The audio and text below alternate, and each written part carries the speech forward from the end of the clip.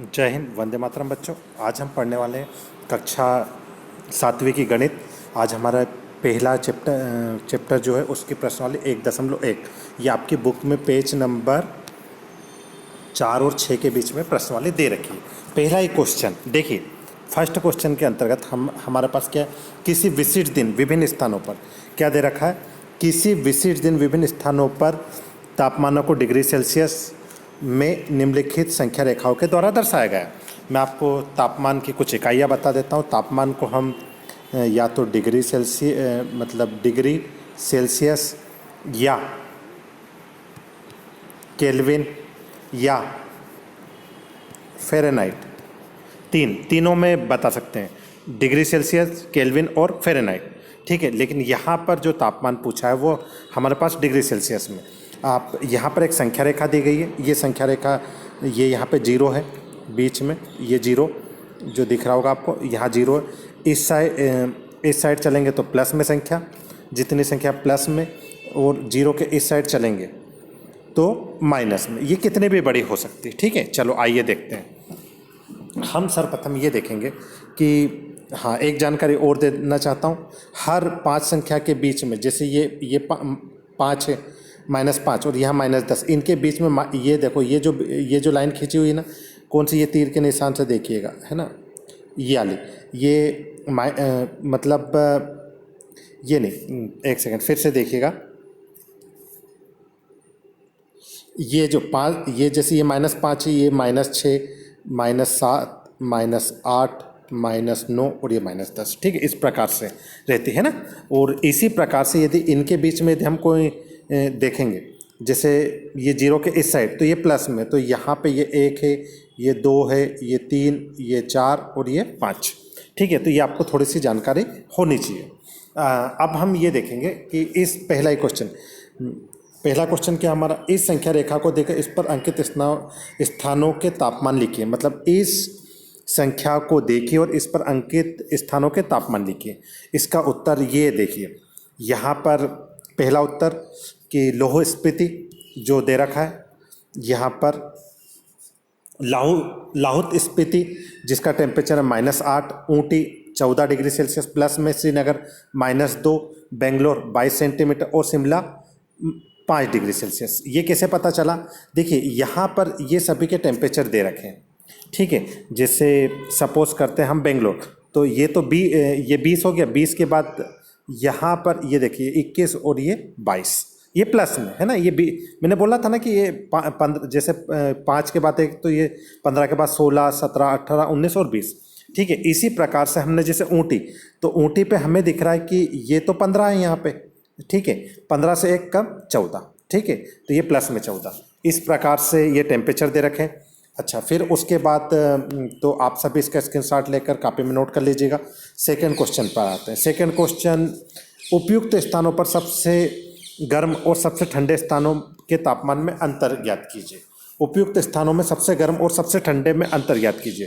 अंतर तो देखिए, यदि हम वो सारणी पर जाते हैं तो हमें मिलता है कि बेंगलोर सबसे गर्म 22 डिग्री सेल्सियस पर और सबसे ठंडा लाहौल स्पीति -8 डिग्री सेल्सियस। इनके ताप में अंतर, तो सबसे गर्म और सबसे ठंडे में अंतर, तो सबसे गर्म को हमने यहाँ लिखा 22।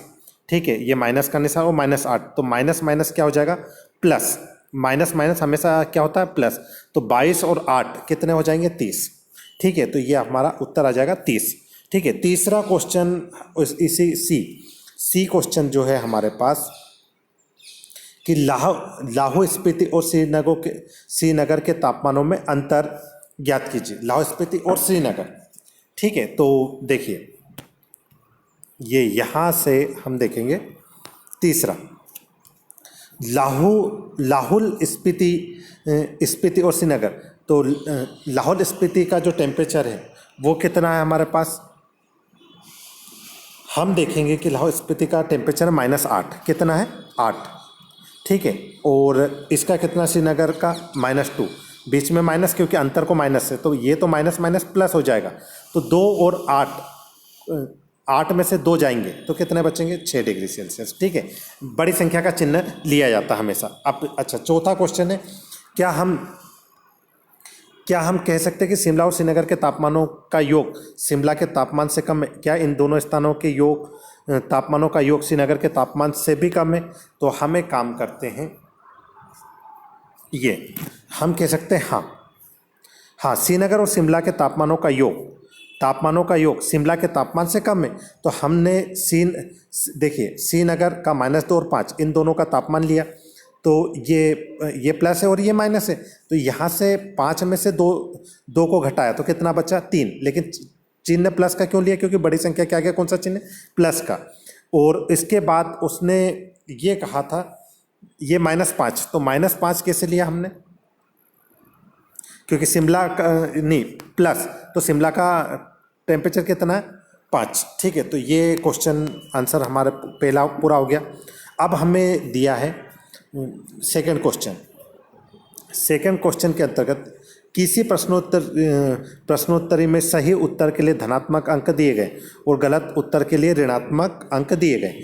यदि आप 5 प्रश्नोत्तर के चक्कर में जैक द्वारा प्राप्त किए गए अंक 25, -5, -10, 15, 10 हैं, तो बताएं कि अंत में उनके अंकों का योग कितना होगा। तो हम एक काम करते हैं, ये हमने लिया यहाँ पे, ये देखिए आप थोड़ा सा, ठीक है, इसको इस तरीके से कर सकते हैं। ठीक है, तो हम जैक द्वारा 5 अंक, तो ये पूरी पाँचों संख्या हमने लिख ली।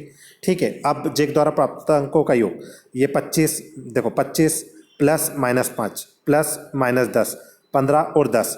अब हम एक काम करते हैं, इस प्लस का माइनस में इंटू करते हैं, प्लस का माइनस में गुणा करते हैं, तो -5 -10।